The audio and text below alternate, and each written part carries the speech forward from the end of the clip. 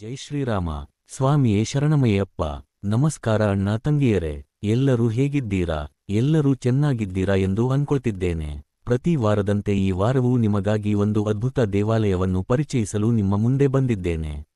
ಇಂದು ನಾವು ತಿಳಿದುಕೊಳ್ಳಲಿರುವ ದೇವಾಲಯ ಸುಮಾರು 1000 ವರ್ಷಗಳ ಇತಿಹಾಸವನ್ನು ಹೊಂದಿದ್ದು, ಅನೇಕ ವಿಸ್ಮಯಗಳೊಂದಿಗೆ, ಅನೇಕ ಅದ್ಭುತಗಳೊಂದಿಗೆ ಭಕ್ತರನ್ನು ಆಶ್ಚರ್ಯದಲ್ಲಿ ಮುಳುಗಿಸುವ ಪವಿತ್ರ ಕ್ಷೇತ್ರವಾಗಿದೆ.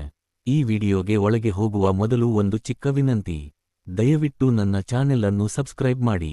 ಈ ವಿಡಿಯೋ ನಿಮಗೆ ಇಷ್ಟವಾದರೆ ಲೈಕ್ ಮಾಡಿ. ಪೂರ್ಣವಾಗಿ ನೋಡಿದ ನಂತರ ಕಾಮೆಂಟ್ನಲ್ಲಿ ಜೈ ಶ್ರೀರಾಮ ಎಂದು ಟೈಪ್ ಮಾಡಿ. ಹಾಗೆಯೇ ನಿಮ್ಮ ಊರಿನ ಪ್ರಸಿದ್ಧ ದೇವಾಲಯಗಳ ಬಗ್ಗೆ ಕೂಡ ಕಾಮೆಂಟ್ ಮಾಡಿ.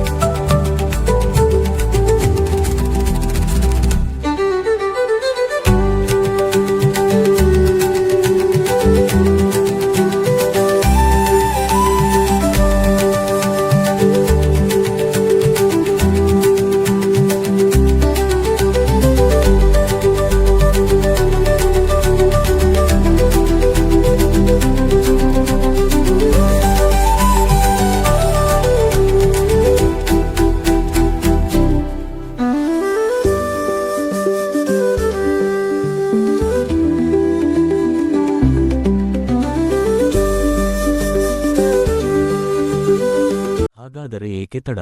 ನನ್ನೊಂದಿಗೆ ಬನ್ನಿ. ನಿಮ್ಮನ್ನು ಒಂದು ಅದ್ಭುತ ದೇವಾಲಯಕ್ಕೆ ಕರೆದುಕೊಂಡು ಹೋಗುತ್ತೇನೆ. ಆ ದೇವಾಲಯದ ಮಹಿಮೆಯನ್ನು, ಇತಿಹಾಸವನ್ನು, ಅದ್ಭುತಗಳನ್ನು, ಭಕ್ತರ ಅನುಭವಗಳನ್ನು ಇಂದು ನಿಮಗೆ ಪರಿಚಯಿಸುತ್ತೇನೆ. ನೀವು ಎಂದಾದರೂ ಶ್ರೀರಂಗಪಟ್ಟಣಕ್ಕೆ ಹೋಗಿದ್ದೀರಾ? ಅಥವಾ ತಮಿಳುನಾಡಿನ ಶ್ರೀರಂಗಂಗೆ ಹೋಗಿದ್ದೀರಾ? ಅಲ್ಲಿ ದೇವದೇವನಾದ ರಂಗನಾಥ ಸ್ವಾಮಿಯನ್ನು ದರ್ಶನ ಮಾಡಬೇಕೆಂದು ಬಹಳ ಆಸೆಯಿಂದ ಹೋಗಿ, ಅತಿಯಾದ ಜನಸಂದಣಿ ಕಾರಣದಿಂದ ದರ್ಶನ ಮಾಡಲಾಗದೆ ದುಃಖಪಟ್ಟಿದ್ದೀರಾ?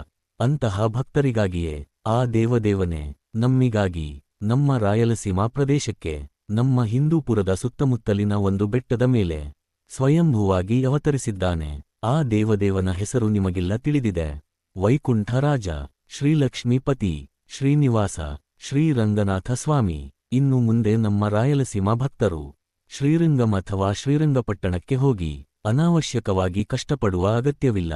ಯಾಕೆಂದರೆ ರಂಗನಾಥನೇ ತನ್ನ ದೇವಾಲಯವನ್ನು ನಮಗೆ ತೋರಿಸಿದ್ದಾನೆ. ಇಂದು ನನ್ನೊಂದಿಗೆ ನೀವು ಕೂಡ ಆ ರಂಗನಾಥ ಸ್ವಾಮಿಯ ದರ್ಶನ ಪಡೆದು ನಿಮ್ಮ ಅಮೂಲ್ಯ ಸಮಯವನ್ನು ಆ ದೇವದೇವನ ಸೇವೆಯಲ್ಲಿ ಪವಿತ್ರಗೊಳಿಸಿಕೊಳ್ಳಿ. ನಾವು ರಂಗನಾಥ ಸ್ವಾಮಿಯನ್ನು ದರ್ಶನ ಮಾಡಿದಾಗ ಆ ಮಹಾವಿಷ್ಣು ಶ್ರೀಲಕ್ಷ್ಮಿ ಸಮೇತವಾಗಿ ಆದಿಶೇಷನ ಮೇಲೆ ಶಯನಿಸುತ್ತಾ ದರ್ಶನ ನೀಡುತ್ತಾನೆ. ಆ ದೇವದೇವನನ್ನು ಪೂಜಿಸುವ ಮುನಿಗಳು, ಋಷಿಗಳು, ಮಹರ್ಷಿಗಳು ನಮಗೆ ದರ್ಶನ ನೀಡುತ್ತಾರೆ. ಆದರೆ ಈ ದೇವಾಲಯದಲ್ಲಿ ಮಾತ್ರ, ಪ್ರಪಂಚದಲ್ಲಿ ಎಲ್ಲಿಯೂ ಇಲ್ಲದಂತೆ ಕಲ್ಲಿನ ವಿಗ್ರಹ ರೂಪದಲ್ಲಿ ಸ್ವಯಂಭೂವಾಗಿ ದರ್ಶನ ನೀಡುವ ಒಬ್ಬನೇ ಒಬ್ಬ ರಂಗನಾಥ ಸ್ವಾಮಿ ಇಲ್ಲಿ ನೆಲೆಸಿದ್ದಾನೆ. ಇಲ್ಲಿ ಯಾವುದೇ ಪ್ರತಿಷ್ಠೆ ಇಲ್ಲ, ಮಾನವರ ಕೈಸ್ಪರ್ಶ ಇಲ್ಲ, ಪ್ರಕೃತಿಯೇ ಸ್ವಯಂವಾಗಿ ಅವತರಿಸಿದ ದೇವರು. ಆದ್ದರಿಂದಲೇ ಈ ಕ್ಷೇತ್ರಕ್ಕೆ ಇಷ್ಟೊಂದು ಮಹಿಮೆ. ಇಂದಿಗೂ ಕೂಡ ಭಕ್ತರಿಗೆ ದರ್ಶನ ನೀಡುತ್ತಾ ತನ್ನ ಅಸ್ತಿತ್ವವನ್ನು ಸತ್ಯವೆಂದು ಸಾರುತ್ತಾ ಅಚಲವಾಗಿ ನಿಂತಿದ್ದಾನೆ. ಶ್ರೀರಂಗನಾಥ ಸ್ವಾಮಿ, ನಾನು ಹೇಳುತ್ತಿರುವ ಈ ಎಲ್ಲ ವಿಷಯಗಳು ಯಾವುದೇ ಕಟ್ಟುಕಥೆ ಅಲ್ಲ, ಯಾವುದೇ ಕಲ್ಪಿತ ಕಥೆ ಅಲ್ಲ. ಒಬ್ಬ ಮಹಾಭಕ್ತ ತನ್ನ ಜೀವನವನ್ನು, ತನ್ನ ಉಸಿರನ್ನು, ತನ್ನ ಸಮಯವನ್ನು ಆ ರಂಗನಾಥನಿಗೆ ಅರ್ಪಿಸಿದ ವ್ಯಕ್ತಿ ಪ್ರತಿದಿನವೂ ಆ ಸ್ವಾಮಿಯ ಸನ್ನಿಧಿಯಲ್ಲಿ ಇರುತ್ತಾ ಆತನ ಸೇವೆ ಮಾಡುತ್ತಾ ಅವನು ಕಂಡ, ಅವನು ಕೇಳಿದ, ಅವನು ಅನುಭವಿಸಿದ ನಿತ್ಯ ಸತ್ಯಗಳನ್ನೇ ನಾನು ನಿಮ್ಮೊಂದಿಗೆ ಹಂಚಿಕೊಳ್ಳುತ್ತಿದ್ದೇನೆ. ಅಂತಹ ಮಹಾನ್ ದೇವಾಲಯ ನಮ್ಮ ಸುತ್ತಲೂ ಇರುವುದೇ ನಮ್ಮ ಅದೃಷ್ಟ, ನಮ್ಮ ಪೂರ್ವಜನ್ಮದ ಪುಣ್ಯ.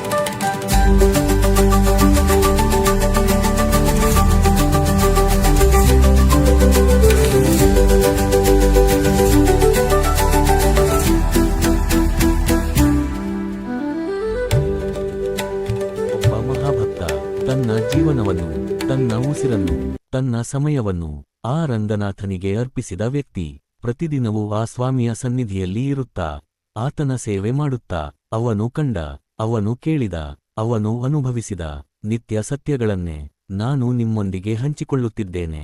ಅಂತಹ ಮಹಾನ್ ದೇವಾಲಯ ನಮ್ಮ ಸುತ್ತಲೂ ಇರುವುದೇ ನಮ್ಮ ಅದೃಷ್ಟ, ನಮ್ಮ ಪೂರ್ವಜನ್ಮದ ಪುಣ್ಯ. ನನಗೂ ಕೂಡ ಆ ಭಕ್ತನೊಂದಿಗೆ ಮಾತನಾಡುವ ಅವಕಾಶ ದೊರಕಿತು. ಅವನೊಂದಿಗೆ ಸ್ವಲ್ಪ ಸಮಯ ಕಳೆಯುವುದು ಅತ್ಯಂತ ಸಂತೋಷವನ್ನು ನೀಡಿತು. ಅನೇಕ ಜೀವನ ಪಾಠಗಳನ್ನು ಕಲಿಸಿತು.